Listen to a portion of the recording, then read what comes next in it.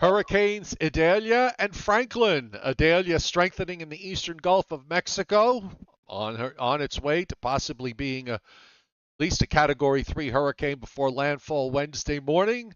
And Franklin, who is busy ripping up the coast up and down with rough seas, high surf, and coastal flooding. Plus, we'll talk about the weather across the Northeast, which is headed into cruise control for the holiday weekend and even into the long range. We'll be covering all of that. And of course, we also have a special guest tonight who will be reporting live from somewhere in Florida. And that's right here on tonight's Joe and Joe Weather Show, which is brought to you by Omni True Value Hardware at 1226 North Wellwood Avenue in West Babylon, New York. Mulch, topsoil, sand, and salt this winter for your snow removal needs. And of course, all the hardware needs that you may have to protect yourself this coming hurricane season, which is, well, it is hurricane season. 631-756-1125. Nowhere can you find better prices, and the website is OmniTrueValue.com. Tempest by Weatherflow. Get the revolutionary Tempest weather system and join the fastest growing weather network on the planet. Mine measured 6 inches of rain overnight into this morning here in the mountains of North Georgia. The link is pinned to the top of the chat board. It's also on the descriptor to this video. And if you do decide to make any purchase from the Tempest website, use the referral link and the coupon code, I want a weather station. And you do. And if you do, you get... You'll get a big 10% off. You had 6 inches this morning or last night? A little over 6. Well, most of the area got 3 to 7 inches. Excuse me, I got about 6. And it fell between 3:30 this morning and 7:30 this morning.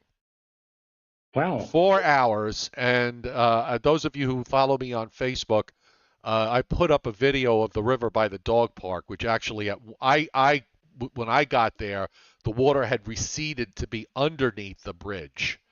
And the bridge was completely covered with debris. There were trees down. It was, but even when I left here, I lost power early this morning for a couple of hours. So as the rain was just about done, so I said, all right, let me take the dog to the dog park because I'm not getting anything done here. And as I was driving out, I didn't even see it because it was still, on the darkish side. But there were wires that were down, and they were, my truck drove pretty much right through them. I didn't realize they were down till I got there, and then I see, oh my God, there's wires on my truck. So thankfully, I didn't get electrocuted, and I'm here. So, all right, we've got a lot of stuff going on, and as always, the Joe and Joe Weather Show has only the top-notch. Joe, I mean, you can certainly agree with me on this, that we only get the top-notch correspondents, and we send them out to the almost ideal places to give us the best weather coverage. So tonight we have such a person, do we not? Yes, we do. We have my daughter, Maria Rayo, who just happens to have chosen this particular week to take a vacation down in Florida. Thankfully, Joe, she is not in the Big Bend area, which is really going to get hammered tomorrow morning, but she is at Epcot right now, Epcot Center in Orlando, enjoying all sorts of events that they have there, the Disney events and whatever. But fortunately, she's far enough away from the track of Idalia so that she's not in the direct line of, heavy rains and strong winds and rip. Well, actually, she's well inland, so she doesn't worry about storm surge or anything. But I did want to have her come on tonight and just talk to us about what it's like being down in Florida, what the Floridians feel about the hurricane threat. And Maria, take it away. What's going on down there? Hi, everyone. It's calm down here. There's not much happening right now. No wind. Skies are overcast. We did have a period of 30-minute downpour earlier around 5:30, which I think was one of the first branches or arms of the storm that kind of came through. But the crowds are low today. I think it kept a lot of people out, which was in our favor. And, I haven't seen much. Actually, you know what? Yesterday we were over still in Vero Beach, which is pretty far away from the track of the storm. And some of the restaurants still were setting up sandbags in front of their storefronts, I guess just as a precaution. But that's pretty much it as far as I can see. Well, we have on the screen right now, Maria, a satellite view of the storm, and we also see that most of the convection, most of the heavy thunderstorms that are occurring and this may be one of the spiral arms that moved through your area earlier this afternoon, has now moved north up into northern Florida. There really doesn't seem to be very much in your vicinity. In fact, it even looks like there's like a hole in the clouds developing. So you may even get into a little period of clearing in the coming next hour or two. But I wanted to ask you, I mean, what is the, when you watch on TV and you maybe talk with people who you interacted with over the last 24 hours, how do they feel overall about the fact that this storm, the governor has declared the state of Florida a state of emergency, but does it really feel like where you are, at least, it's a frightening scenario, or you're just laying back and playing it by ear and seeing what's happening?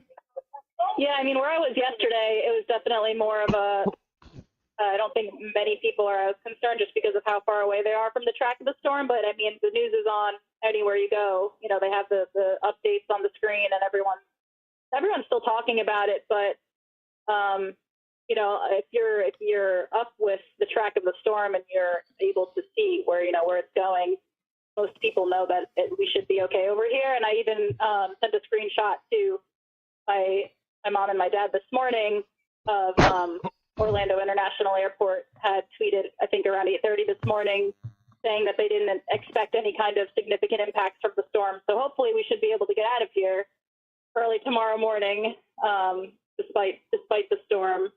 It's far enough away at this point. But I'm looking around right now and I don't see any fear anywhere. Everyone's having a good time. I see them still setting up for the fireworks. So I think they just take it, hour by hour. And I know that Disney is pretty quick with responding if they have to, and they're quick to shut things down if they have to, and that hasn't been the case so far. Maria, I got a question for you because we've seen a number of instances in the past few months where weather has gotten in the way of traveling by air and caused massive flight cancellations and all the rest of it. Did you have a rough time rescheduling things? Did you have to move any of change your itinerary, departure times, airports you're using, and just how difficult was that to do? I'm just kind of curious, as someone who hasn't flown in years. Yeah, so I was expecting a travel alert from we're flying with JetBlue on the way home, and we were expecting an alert. I was, at least, and I knew that it was coming eventually. And it I think around 11:30 yesterday morning, they had posted a list of airports. I think around 6 airports, including all of the major ones, Tampa, I think Clearwater, Orlando, a few others, that they were giving the ability to change itineraries for free. So you can change when you're leaving and where you're flying into. And it was a little bit of a headache yesterday because we were initially flying out at 10 a.m. tomorrow, and I think now we're leaving at around 6:20 in the morning tomorrow. And now that I'm thinking about it, I think maybe even the 10 a.m. is going to be okay. But it's a little bit ridiculous because they say that you can reschedule your flight. But I was like, I can switch to maybe West Palm, a place that's farther out of the storm. And the airline was giving me a hard time saying I wasn't allowed to switch to that airport because it wasn't included in the travel alert. So it was quite simple. Nowadays you can actually text, like iMessage, if you have an Apple, an iPhone, you can actually text the airlines pretty easily, and they'll work with you pretty quickly. Or you can call them, which I think is the safest bet because you're actually talking to a human being, like, you know, in live time. But it wasn't like super difficult, but you know, it's not as instantaneous as you might want it to be. What was that flight, Maria, that they wanted to charge you $1,100? Oh yeah, when I tried to switch it to, well, I did switch it to Palm Beach, and they charged me $1,100, and I had to call and like argue with them that I like just changed it. That's just a tad pricey. Yeah, well, I basically like put on a pity show and was like, you need to give me my money back. I can't afford $1,100, and they gave it back to me, luckily. So they've moved me back to leaving from Orlando, so that's just how it's going to be. So we'll see how it looks. So I'm already like kind of tracking our inbound flight leaves from New York to Orlando tonight at 9 p.m. So I'll have my eye on that one, because if that, you know, gets canceled, then we might have an issue tomorrow. And interestingly, Joe, when I took Maria and her friend to her fiance, I might add, to the airport, it was Westchester County Airport on Saturday, but now because of all of the travel changes and the scheduling flipping around because of the hurricane, so now tomorrow morning I'm going to have to pick her up at Le Garbage. Oh, well. Maria, have a safe trip back, and have a safe trip back. Hopefully, there won't be any complications. Here on the Joe and Joe Weather Show, we use nepotism whenever we can to get a free correspondent on the air. So thank you for taking the time out. Of course. I'll make time anytime. Oh, and by the way, thank you for being helpful in technology issues. I'll just leave it at that. I know what you're alluding to. Yes, that your rotary cell phone, Joe, is just really, it's amazing. If there are a lot of things, like just this past weekend, last weekend, I gave a major talk. It was the keynote talk up in Vermont, and if it weren't for Maria helping me out with all the technical issues, which cropped up just before the talk was fully put together, I don't think I could have done the talk at all. So yeah, she is my behind-the-scenes technical person. So Maria, I'll wish you a good night. I'll probably, Mom and I'll probably call you later on tonight, later this evening, and of course we will be there. Hopefully everything goes well, and we will be there, eagerly awaiting your arrival tomorrow at LaGuardia Airport. Sounds good, and I'm sure if it doesn't go as planned, you guys will be hearing about it tomorrow night. Yeah, well, if it doesn't go as planned, you could take the bus home. Oh yeah, that's great. All right, have a good night. All right, bye everybody. Be well and travel safely. Well, that was fun. Yes, it's good to have offspring handy in various locations. A correspondent. Yes, exactly. So when it's my turn, I got one in Maryland and another one up in Connecticut. So we'll have those bases covered. All right. Welcome to everybody tonight on the Joe and Joe Weather Show, and welcome to those of you who are not on the chat board but watching in the background. We appreciate you being here. We're on Sunday through Thursdays at 7:35 p.m. and subscribe to my YouTube channel. Turn the notifications on, and you won't miss a beat. You'll get every show.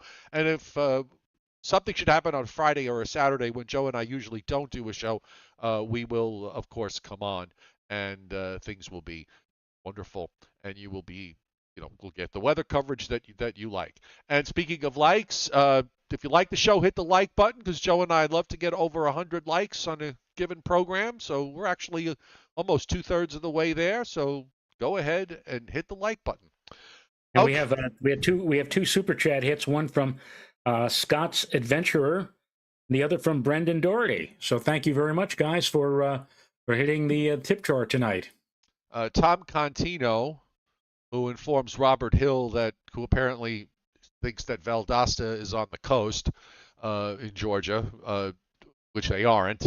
But anyway, he says that I am in North Georgia, and that Tom would like to see me go south and report live from the storm tomorrow.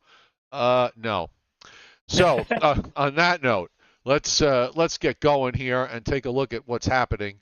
I just got to do one thing really quick, as I was cleaning up my my web browser today, and I accidentally closed off a few pages, so I just want to open up the Hurricane Center website since we're going to be talking about them. So let's bring up the satellite loop that we had just a little while ago, and noticing a couple of things. Well, first of all, even just on the recons of the last few hours, we've dropped about 5 additional millibars. I'll see what they carry at 8 o'clock on the advisory. But if you take a look at this latest satellite loop, and it's a floater image, folks, which means that I think it's a floater image. I guess maybe it's no. This is not a floater image. I switched from the floater image. I take it back. And Brendan Doherty says, by the way, Joe, he says, tell Joe R that the super chat hit from him was for, quote, Maria's GoFundMe. Oh, yes, exactly. If you look closely, you're just beginning to see the eye become visible here on the satellite loop. It looks like it's kind of clouded over, but on the last couple of frames, Joe, I can make out what appears to be now the closing off of the eye. So we probably in some in strengthening mode now as it's moving northward, and it's moving northward at a fair clip at about 14 knots or so, and it'll probably start moving a bit faster over time. So there's still time here for this thing to get to at least a Category 3 before landfall. Oh, no question. There's still plenty of water for this thing to traverse, even though it is moving at a pretty good clip, something like 15 or 17 miles per hour to the north. It'll be over water for much of the overnight hours tonight, and probably will not make landfall until sometime early in the day tomorrow, the Big Bend area. So, and one particular spot that I took note of, Joe, there's a little town in that area called Perry, Florida. And I only mention that because Perry, Florida in 1970 was right in the direct path of a total eclipse of the sun, and put out a big ad in Sky and Telescope magazine and invited people to come to see the eclipse there. Like 25,000 people converged on Perry for that event. Unfortunately, on the day of the eclipse, it was completely overcast. But this is probably, I think, the most exciting thing to happen. Unfortunately, quite the opposite of what happened 53 years ago. 53 years ago was something wonderful to see and await, the eclipse of the sun. But this is probably the biggest thing to hit Perry, Florida, or about to hit Perry, Florida, in over half a century. And sadly, this may mean a lot of damage to Perry, because the Big Bend area, as we mentioned last night, is only about 5 or 6 or 7 feet above sea level.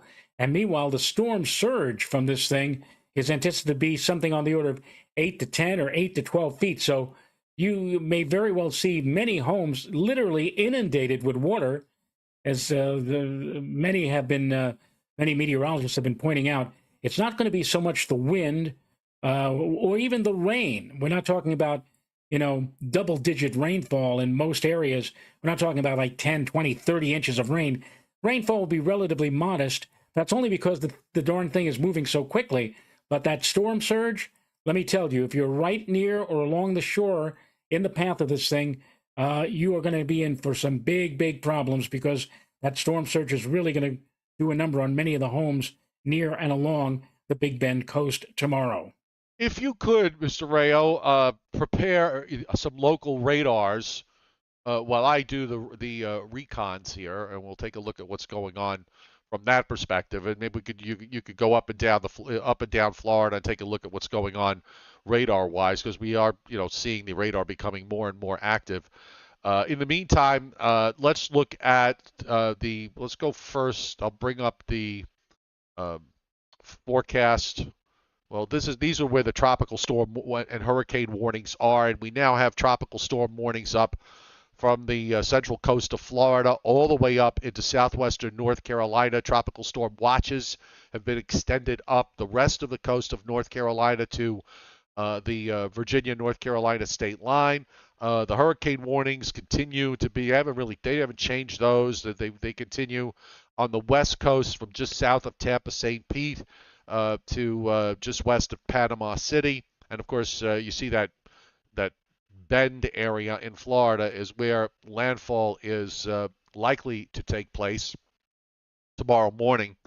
And as far as the Hurricane Center's forecast is concerned, they expect it to attain major hurricane status. Now, you got to be a little careful if those of you who read the technical discussion, and the man who wrote it made this point that the wind speed that he gives for where he's got the M there tomorrow morning is at 100 knots, but he said that it may still be strengthening between there and the time it makes landfall. So, which is why you say, well, it's going to go to Category 3, which 100 knots is, but they did have 105. Well, it might get to 105 or 110 knots in the time that it goes from that point to the time that it makes landfall. And then you see the forecast track.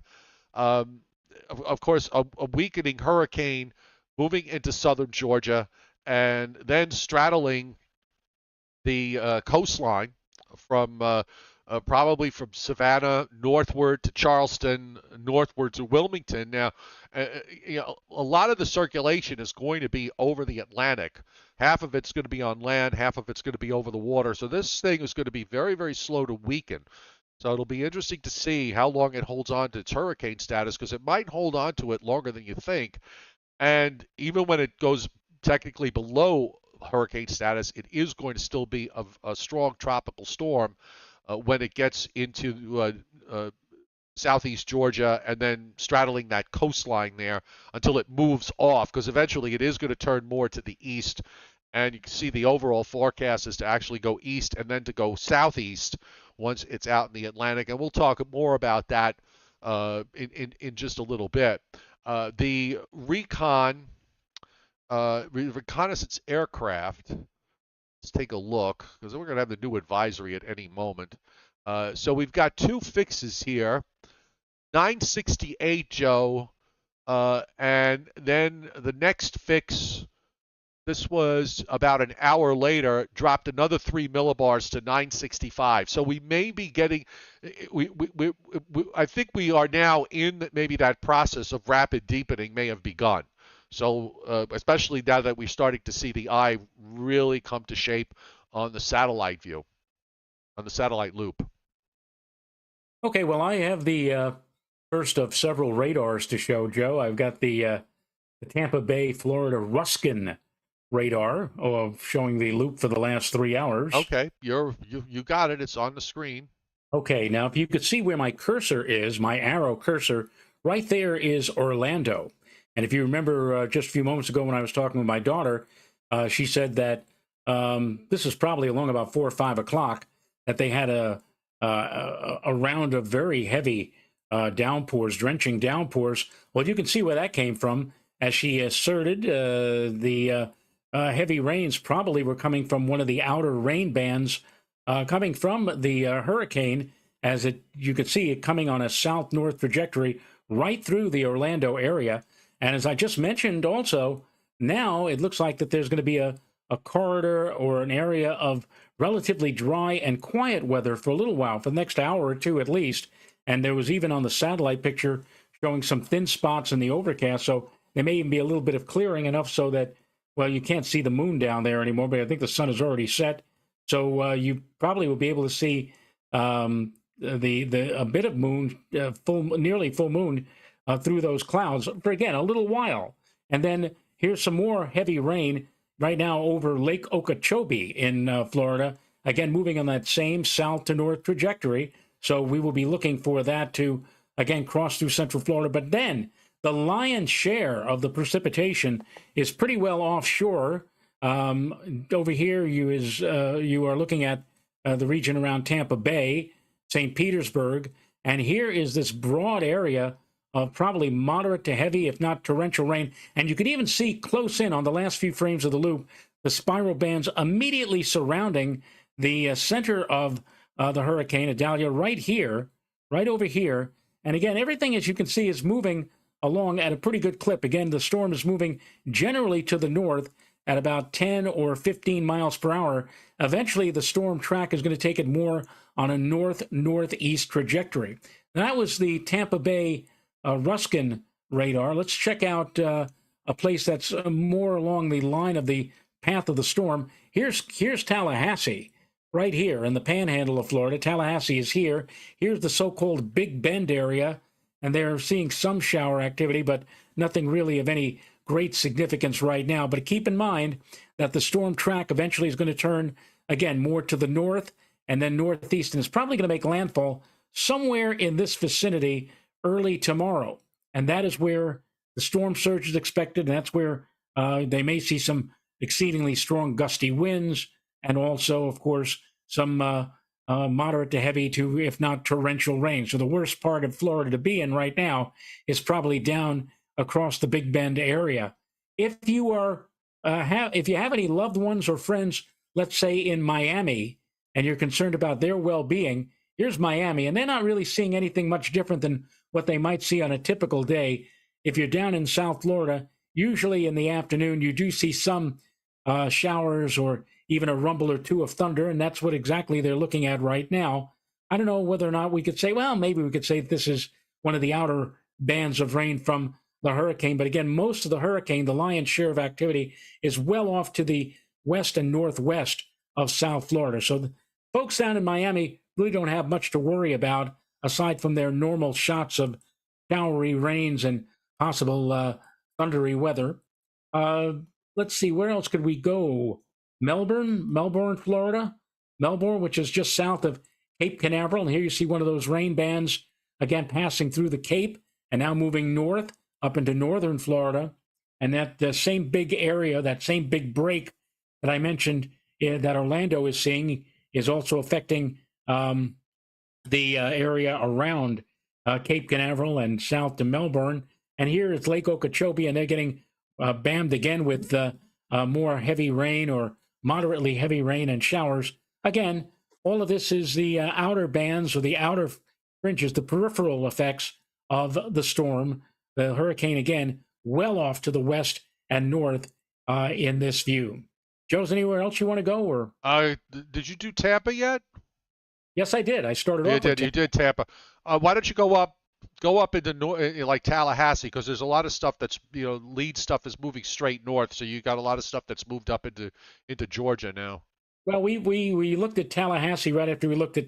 Oh, I'm sorry. I'm I know sorry. You're busy getting all the other stuff together. Well, maybe go up. Also, there's a lot of tropical moisture that surged north, so maybe go up toward Atlanta, because there's stuff around me again.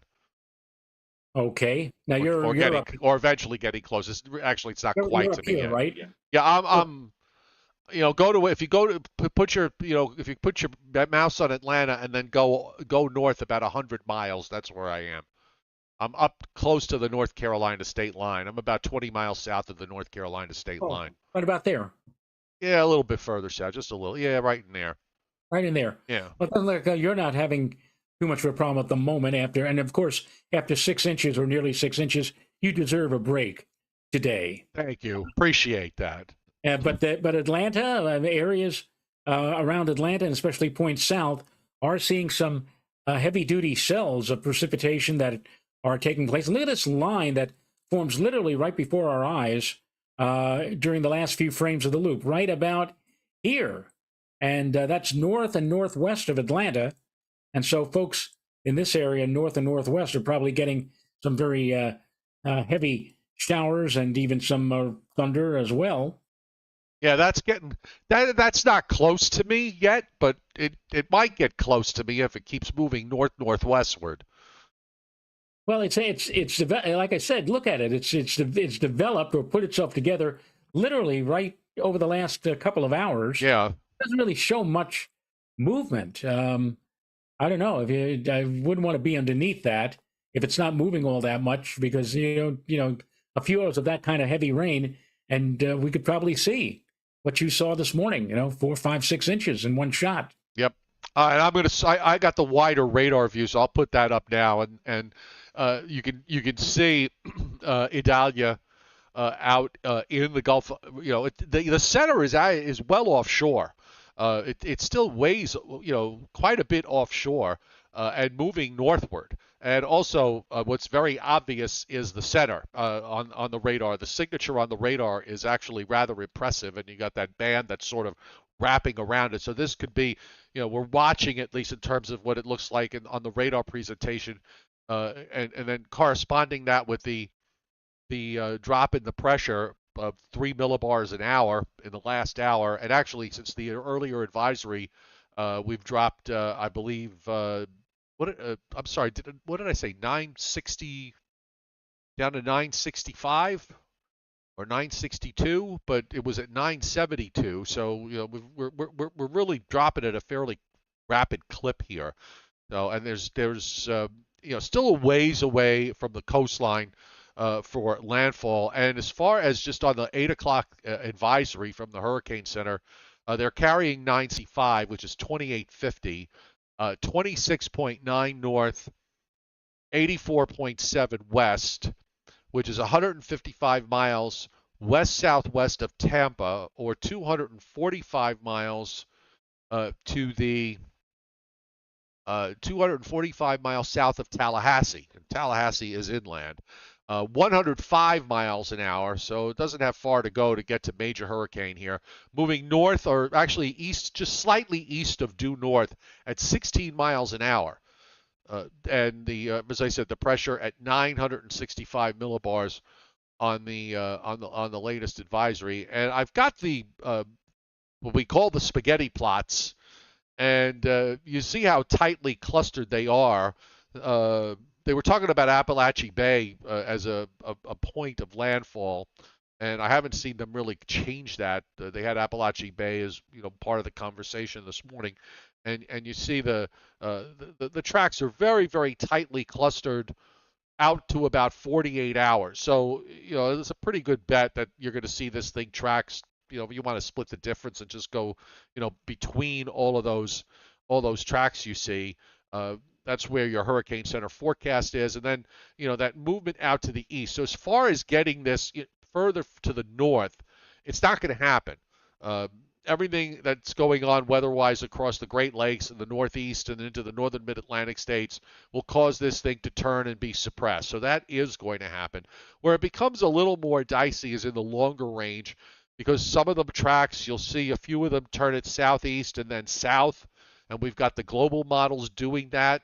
But the vast majority of the tracks are all southeast and then, just moving right along. And there's a few of them that just take it straight east.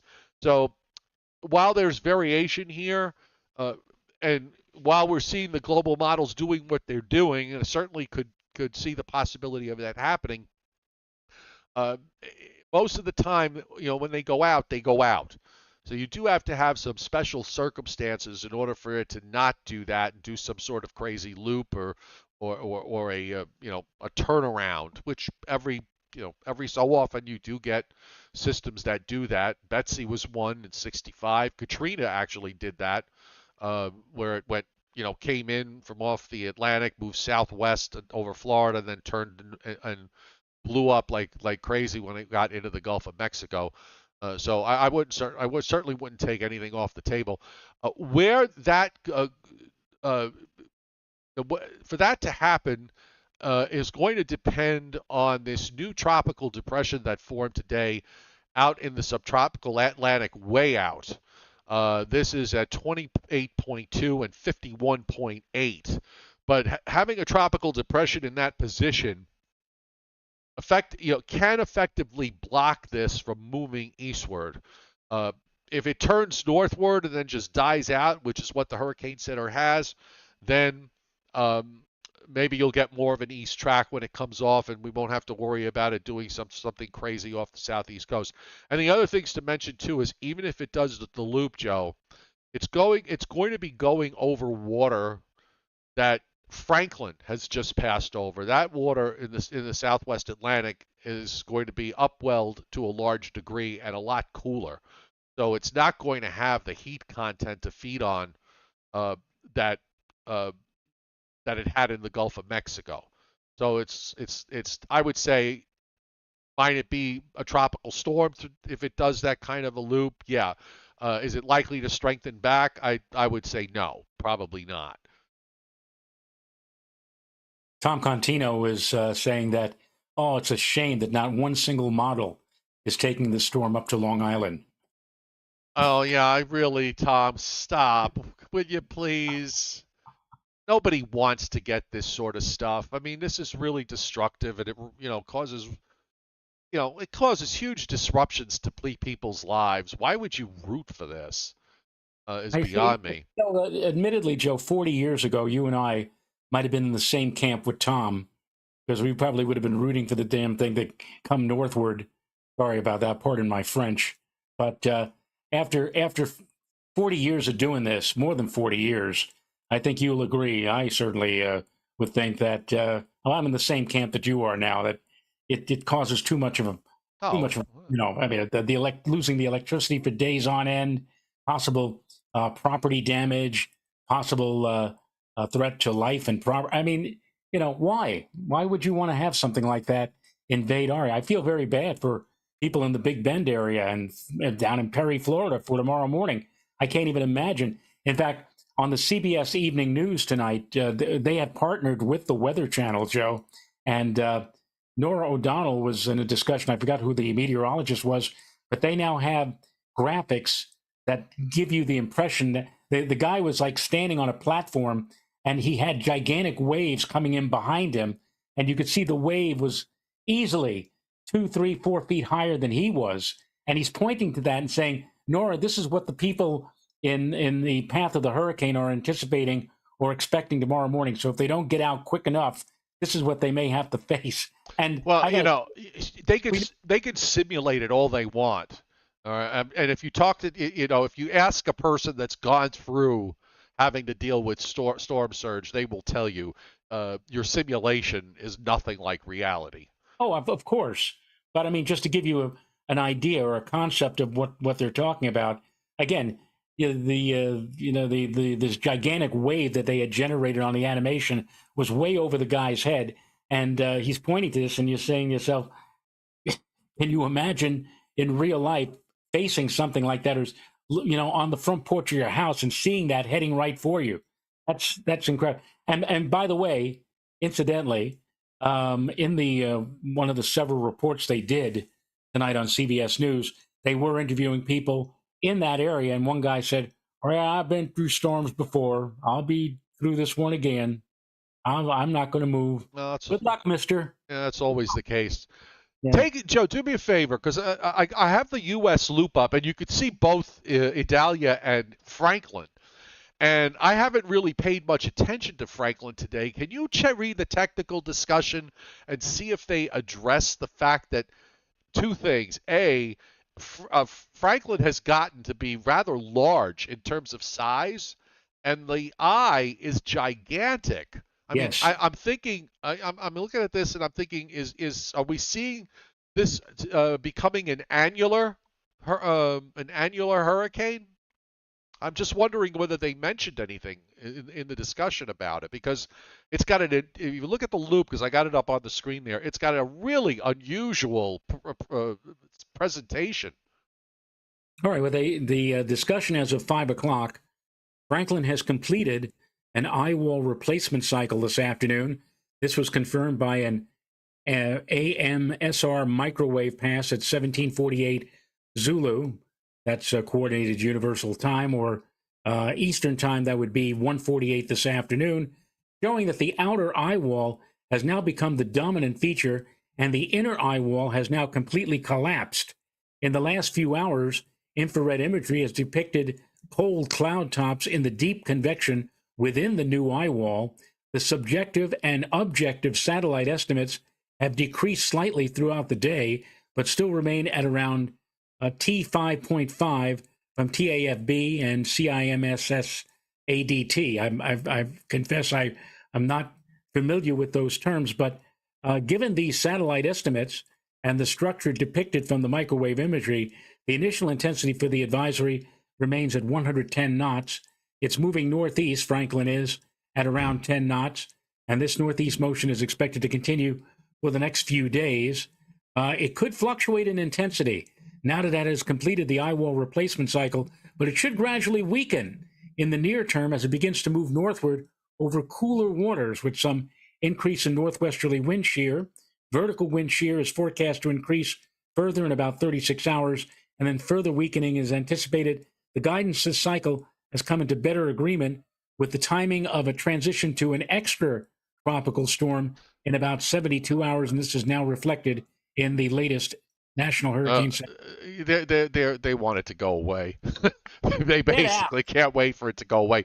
I pulled up a tight loop on the floater. I mean, that eye, in terms of the diameter of the eye, looks like it's about almost 60 miles from one end to the other, and it's got it's got much more of a symmetrical look to it. That's why I'm thinking. I wonder if this has become what's known as an annular hurricane, where they have a very symmetric look, and they tend to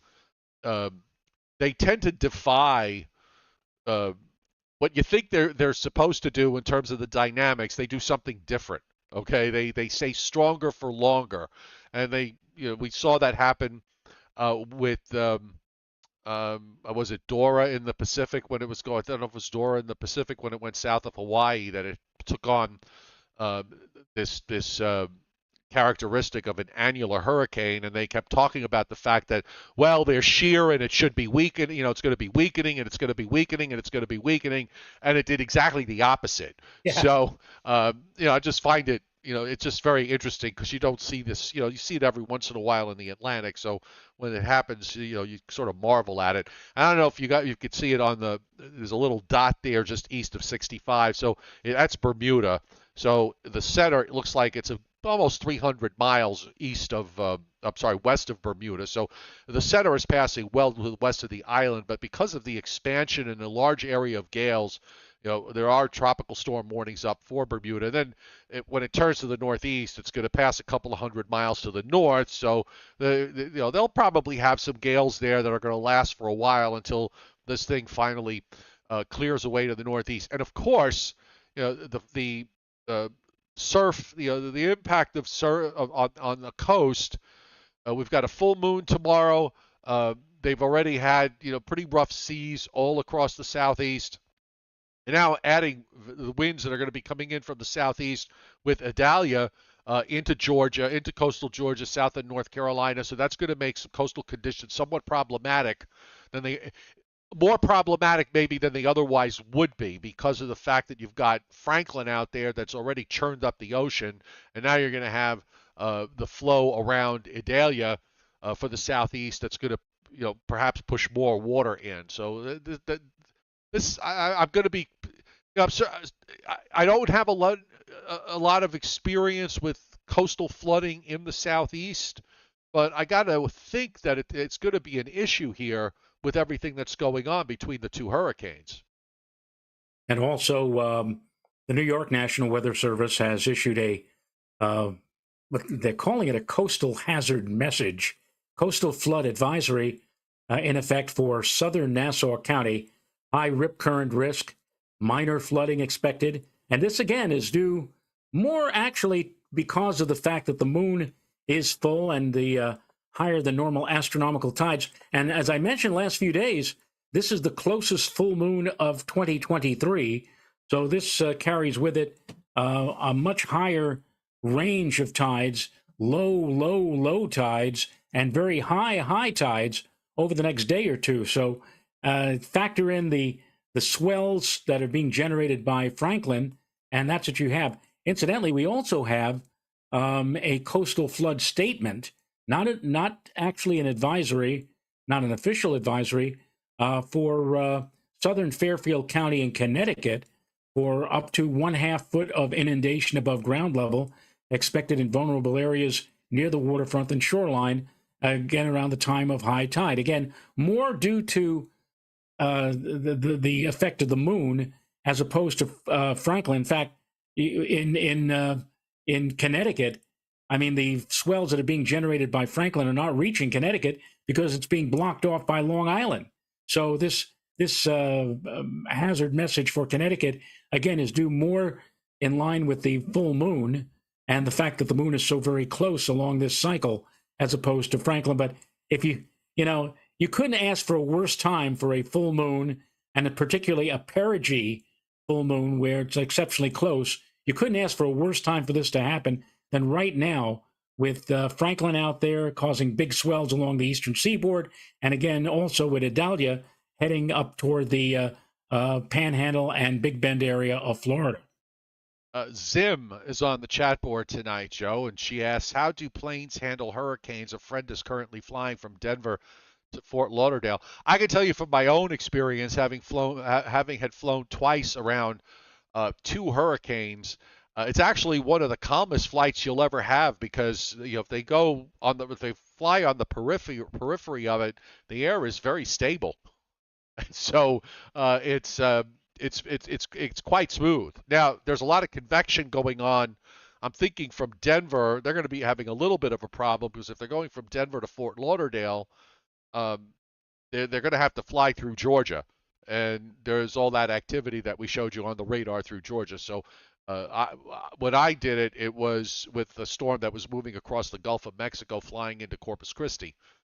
So that was a bit different, because we were coming in from the northeast, and there was no problem. And the other time, I forgot where I was going, but it was a similar type thing. So I would think my daughter tomorrow, when she takes off for New York, she's probably going to be on an aircraft that's going to be pretty much hugging the coast, Joe. I mean, she can't go very far out over the ocean, obviously, right, because of Franklin, and she has to, of course, avoid the effects from Idalia. So I would think that she'd probably, from Orlando, she'd probably have to fly literally right along the coastline as they head northward to avoid the effects of both Idalia and also the offshore storm from Franklin. Yeah, a ocean flight might require her to change over from JetBlue to Pterodactyl Airlines as she's running up. Not too often that you see the models show one major hurricane and one almost major hurricane so close together, and on this eastern view on Tropical Tidbits. So I don't know when we'll see this again, but here we are. And you see, remember a couple of years ago, I think it was 2 years ago, maybe it was 3. Wasn't there 2 tropical cyclones? I think one of them was a hurricane, and the other might have been a tropical storm, that both were about to make landfall along the Gulf Coast at pretty much the same, simultaneously and also at the same time. Yeah, so, that seems to be. I can't remember which storms they were, because there've been so darn many in the last number of years.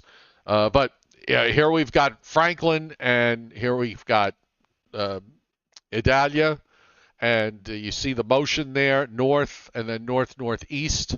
The GFS has been, one of these of all the models, it's been the furthest left. I wonder if we're seeing rapid deepening. One of the things that could happen is that it might be a little more to the left. So I wouldn't rule out the landfall going, maybe on the western edge of what's considered the Big Bend, and a whole, and closer to a lot closer to Panama City than the folks in Panama City might like. But there you see, it's still pretty wrapped up in southern Georgia, and then it turns northeastward by tomorrow morning. This is at 2 a.m. Thursday morning. We've got it not too far from Charleston, and the rain already into the northern edge of the rain, getting up into southernmost Virginia, and then of course it starts to make this turn to the east. And meanwhile, to the right, you see Franklin going northwest of Bermuda, and then passing to the north of Bermuda sometime around 2 a.m. Thursday, and that goes out to the east. And then Idalia moves offshore. We start to see it pull away, and again, how you've got Franklin to the east, which is taking a little longer to go out. You've got this new depression. Who knows what that's going to do? So on this particular run, we've got the GFS sort of dropping it southward, and then south or a little bit southwest, and you'll notice the convection is all spread out all over the place.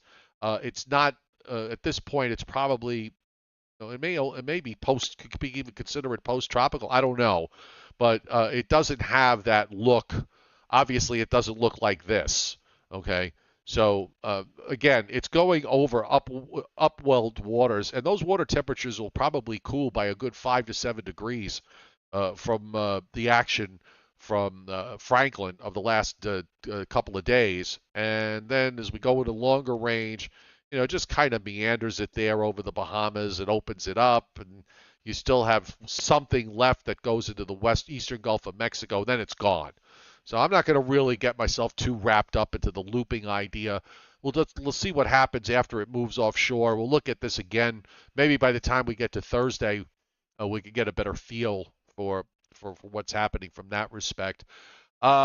David Schwartz, how close? Thanks for hitting the tip jar, David. And he asks a question. Joe, you maybe want to take this one. How close do hurricanes have to be to each other to have that Fujiwara effect? Well, for those the uninitiated, those who have never heard of the Fujiwara effect, that's the phenomenon of two hurricanes passing close by each other and spinning in the same direction. They begin to interact in what is called the Fujiwara effect, according to the National Weather Service, which describes how the storms then begin an intense dance around their common center. That's a good question. I really don't know how close. I guess one determining factor is how strong are each of the separate hurricanes. So maybe if there's like a Category 4 and a Category 1, I would suspect that the Category 4 would be the dominant feature. But if they're of the same strength, let's say a couple of Category 2s, how closely can they come together? I'm not really sure. They certainly have to come, I guess, within about 100 or 150 miles or so for some kind of an interaction to take place. These two storms are still fairly far apart, so I don't really think there's going to be any kind of Fujiwara taking place. But, well, I have the Atlantic view, and I'm just running it now, going into Thursday and Friday. And Franklin kind of goes east and then goes northeast and takes off. And you see what happens with Idalia. It goes east and then southeast and south. I tend to think that my own view is that what's going on up in New England and in the Great Lakes is what's having the impact on Idalia by suppressing it southward rather than having it being caused by the Fujiwara between trying to I don't think there is a Fujiwara here because usually they sort of dance around each other, and I wouldn't call this a dance with Franklin starting to race out to the northeast and the other one going southeast and south. Right. But I think it has more to do. In fact, I'll just bring the upper air up here so we could just take a look at what that's doing. So we'll go to that. And let's run it backwards because you have this deep trough that's moving through the northeast tonight and into New England on Wednesday. So that kicks out Franklin and kicks it out to the northeast. But Idalia misses that trough, and then it just sort of gets left behind. And then you start to get the ridge to build over the top. So that sort of forces it to go southward. So I don't think this is a Fujiwara case, in my opinion. No, I don't think so either. And you're right. It's the trough that's moving over the northeast tomorrow. That will be more of a major player so far as Idalia is concerned in the near future. Incidentally, on my Facebook forecast for Thursday, I used a term that is rarely, if any, ever used in the official terminology of the National Weather Service. I referred to Thursday as a day of milky sunshine.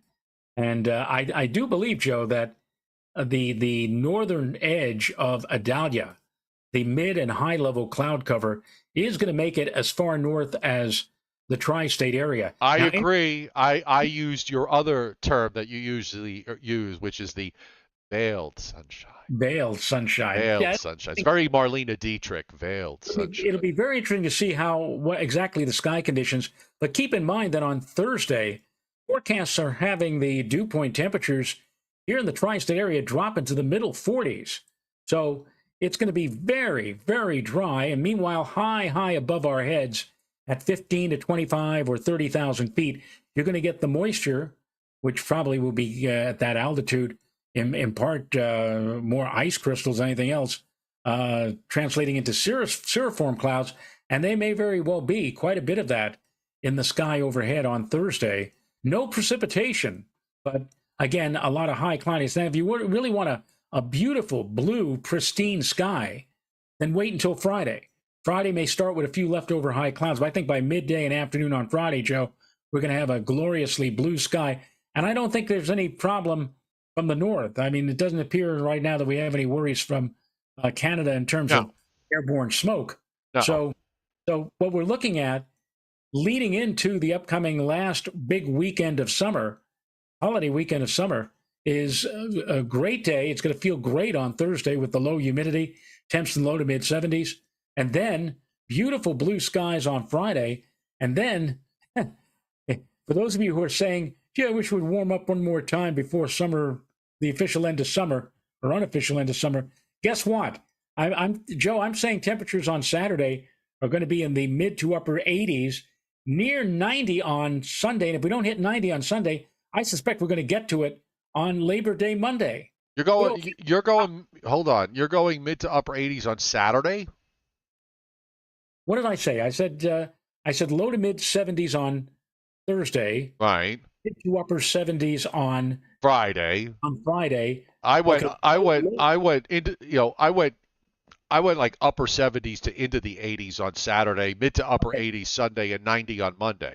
Right. That's what I'm. That's what I meant. I don't have my forecast in front of me. Okay. But yeah, low 80s on Saturday, mid to upper 80s, close to 90 maybe in some spots on Sunday. And if you don't get to 90 on Sunday, you'll get it on Monday. And in fact, just looking at the long range, just a couple of quick things that I just want to bring up.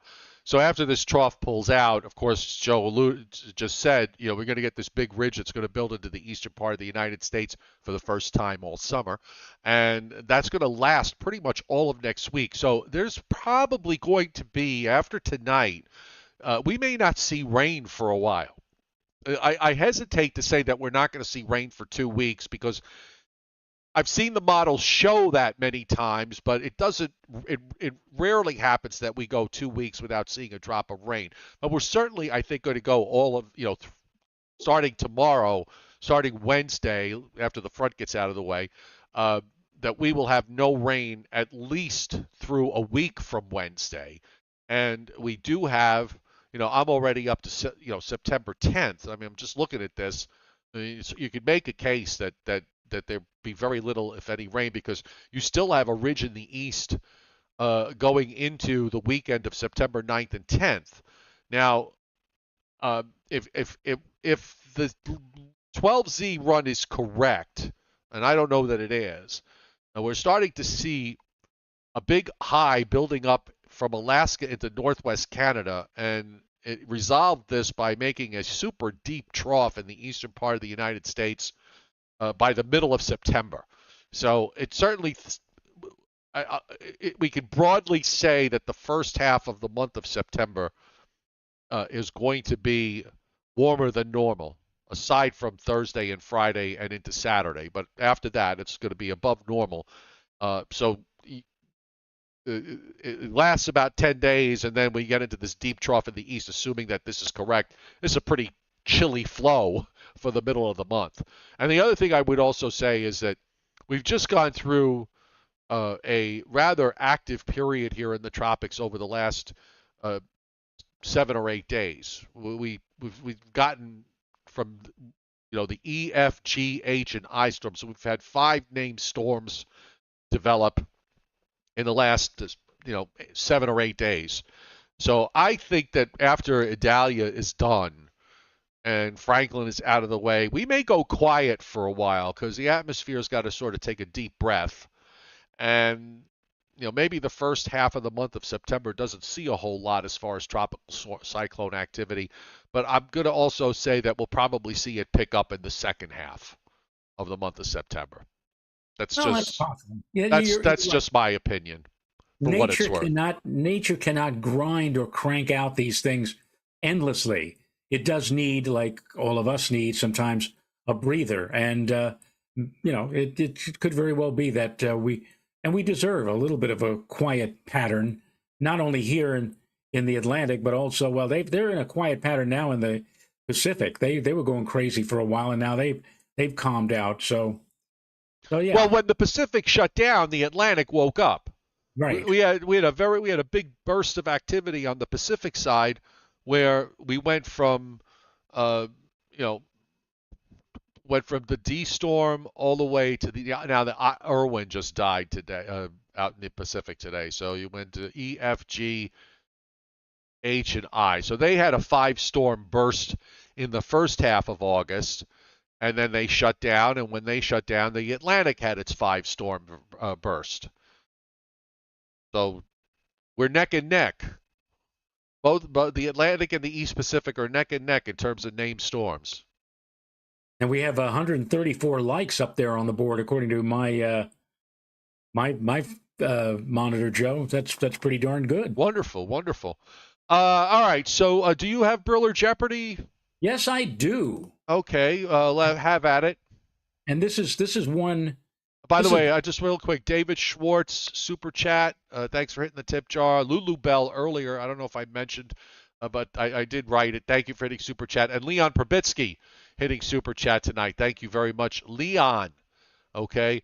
Scott Briller and Mother Briller, we wish you well. Mother Briller especially. Hope everything is going okay with you. And tonight's Briller Jeopardy, Mr. Rayo? Tonight's Briller Jeopardy is one just for you, Joe. This is a topic, according to the chairman, that Mr. Cioffi should enjoy and do well on. All right. It deals with movies. And the first question, which film do the following quotes come from? This is from 1969 and earlier. I know you don't have much luck with recent films, but back in the 60s, 50s, 40s, you do much better. So the question I won't argue that. The question here is, which film does the following quotes come from? Here's number one. A boy's best friend is her mother. A boy's best friend is her mother.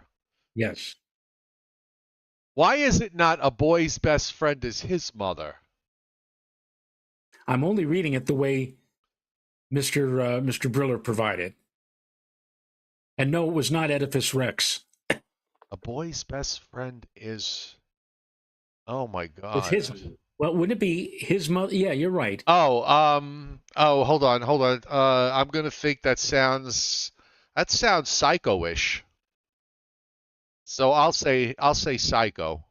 Psycho. What year was that? Do you remember? Or I'm going to say it was either 57 or 58. Well, actually, it was 1960, but 60. Okay. Well, Hitchcock was working on it in 57 or 58. All right, I'll take that.